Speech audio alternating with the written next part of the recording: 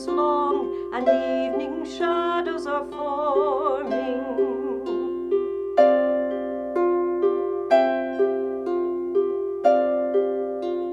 Sing derry-do when friends are few. Sing derry-do when the darkness closes round you. Sing derry-do to the clear morning light, when dawn faces off the last of the night.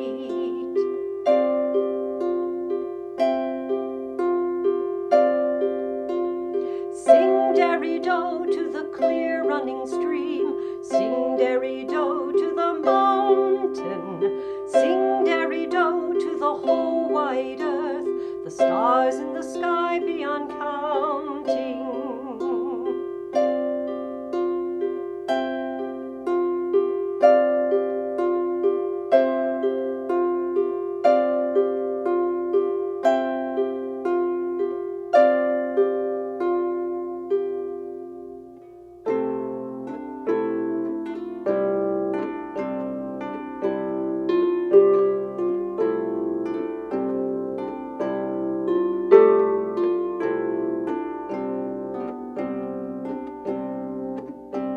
Once upon a time, a minstrel was walking down the road.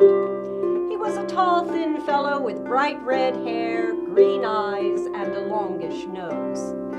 He was dressed in a much-patched green tunic, but on his shoulder he carried his most prized possession, a harp.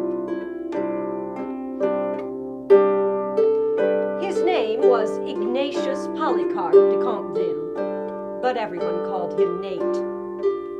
Nate was the youngest son of a minor noble, and as such, he would not inherit the family's land or title. But his mother had great plans for him. She hoped that he would become a priest and spend the rest of his life praying for her immortal soul. And for a while things looked good.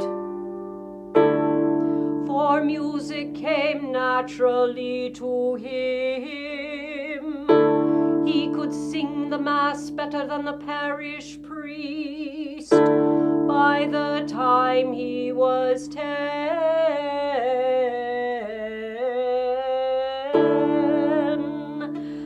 But there were other things that came naturally as well, and when Nate was 16, he had fallen in love with the fair Matilda.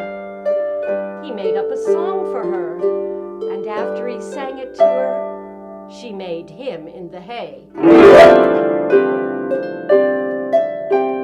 And after that, it was clear to him that he was not cut out for the priesthood.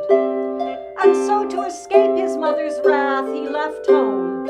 He traveled from place to place, sleeping in doorways and often going hungry. But then one spring day, he came into a prospering market town, and there he met a woman of middle years, handsome, well-dressed, and struggling to carry a number of packages home. He said, "Ah, dear lady, pray let me help you." And the woman, who was a widow of some substance, invited him home to supper. He stayed for 6 months. He became her scribe. They found he had a great talent with his quill.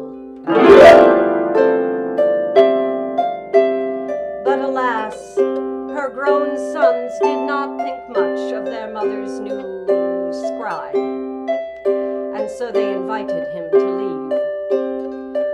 But on his way out, she gave him a harp, and thus began his life as a traveling minstrel in earnest.